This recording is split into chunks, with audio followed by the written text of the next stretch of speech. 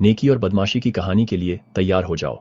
शुरू करने से पहले सब्सक्राइब बटन दबाना और वीडियो पसंद आया तो थम्स अप देना मत भूलना। हमारा मिशन है इन कहानियों को सबके साथ शेयर करना और आपकी मदद के बिना हम ये नहीं कर सकते।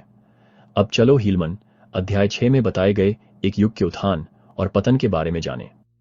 लमनाई बहुत भक्ति से पूजा कर रहे हैं जबकि नफाई पाप से जूझ रहे हैं।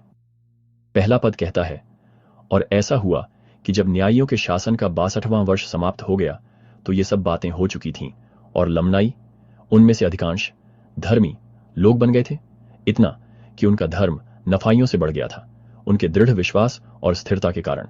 अब कल्पना करो कि लमनाई खुशी से प्रचार कर रहे हैं लेकिन नफाई सुसमाचार से दूर हो रहे हैं। दूसरा पद कहता है, क्योंकि देखो बहुत से नफाई थे जो कठोर और अपश्चातापी और घोर दुष्ट हो गए थे, इतना कि उन्होंने परमेश्वर के वचन और उनके बीच आने वाले सभी उपदेशों और भविष्यवाणियों को अस्वीकार कर दिया था। इसके बावजूद लमनाई और नफाई एक साथ आते हैं, शांति और आनंद पाते हैं। तीसरा पद, फिर भी कलीसिया के लोगों को लमनाइयों के धर्म परिवर्तन के कारण बहुत खुशी हुई। हाँ, परमेश्वर की कलीसिया के कारण जो उनके बीच स्थापित हुई थी। हम नफाइयों और लमनाइयों को एकता में चलते हुए देखते हैं, जैसा कि चौथा पद बताता है।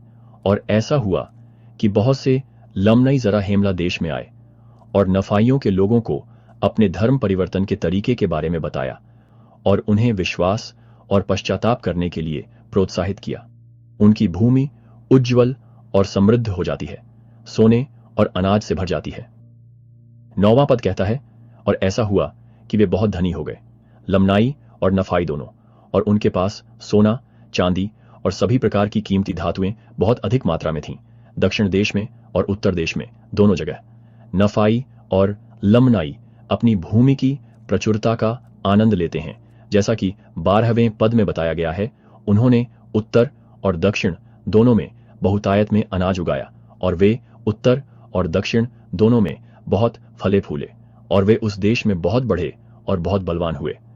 लेकिन जैसे ही हत्या की साजिश रची जाती है, माहौल अंधेरा और अशुभ हो जाता है।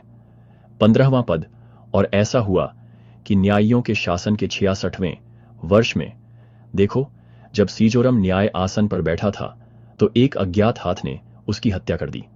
छिपकर गद एंटन डाकू अपनी योजनाएं बनाते हैं। 18वां पद बताता है, और अब देखो वे हत्यारे और लुटेरे किशकुमेन और गद एंटन द्वारा बनाया गया एक गिरोह था। और अब ऐसा हुआ कि बहुत से, यहां तक कि नफाइयों में भी